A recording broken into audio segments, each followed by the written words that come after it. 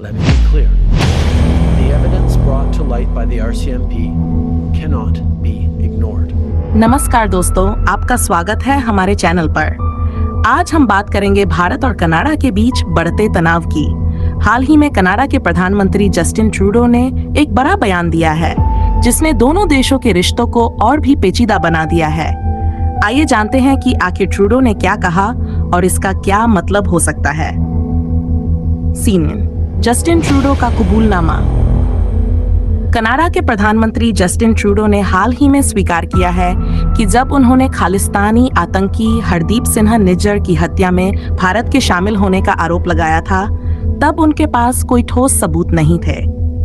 उन्होंने कहा कि उनके पास केवल खुफिया जानकारी थी, जिसे उन्होंने गंभीरता से लिया। ये बयान ट्रूडो ने तब दिया जब वह संघीय चुनावी प्रक्रियाओं में विदेशी हस्तक्षेप की जांच के दौरान गवाही दे रहे थे। ट्रूडो ने कहा कि उन्हें फाइव आइज खुफिया नेटवर्क से जानकारी मिली थी, लेकिन कोई पुख्ता साक्ष्य नहीं था। फाइव आइज नेटवर्क क्या है? फाइव आइज नेटवर्क एक महत्वपूर्ण खुफिया गठजोड़ है, जिसमें अमेरिका, ब्रिटेन, ऑस्ट्रेलिया, कनाडा और न्यूजीलैंड शामिल हैं। इन देशों के बीच खुफिया जानकारी साझा की जाती है। ट्रूडो का कहना है कि उन्हें इसी नेटवर्क से जानकारी मिली थी, जिससे यह साफ हुआ कि भारत इस घटना में शामिल हो सकता है।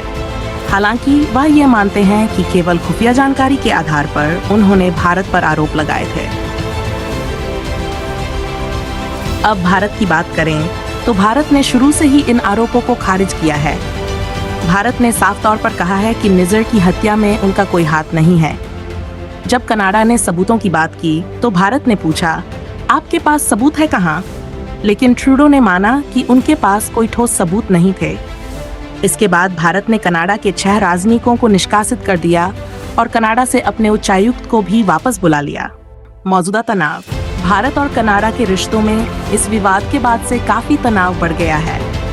ट्रूडो का कहना है कि भारत ने कनाडा की संप्रभुता का उल्लंघन किया है, लेकिन भारत इस दावे को पूरी तरह से नकार रहा है। दोनों देशों के बीच इस मामले ने राजनीतिक स्तर पर भी काफी खींचतान पैदा कर दी है। ट्रूडो का ये कबूलनामा इस विवाद को और बढ़ा सकता है, क्योंकि अब सवाल उठ रहे हैं कि बिना ठोस सबूत के ऐसे गंभीर आरोप क्यों लगाए गए। सीन 5। तो दोस्तों, यह है भारत और कनाडा के बीच चल रहे तनाव की ताजा जानकारी। अब देखने वाली बात यह होगी कि आने वाले समय में दोनों देश इस विवाद को कैसे सुलझाते हैं। क्या कनाडा और भारत फिर से एक साथ काम कर पाएंगे या ये तनाव और बढ़ेगा? अगर आपको इस वीडियो में दी गई जानकारी अच्छी लगी हो तो हमारे चैनल को सब्सक्राइब करना न भूलें और इस वीडियो को लाइक करें। धन्यवाद।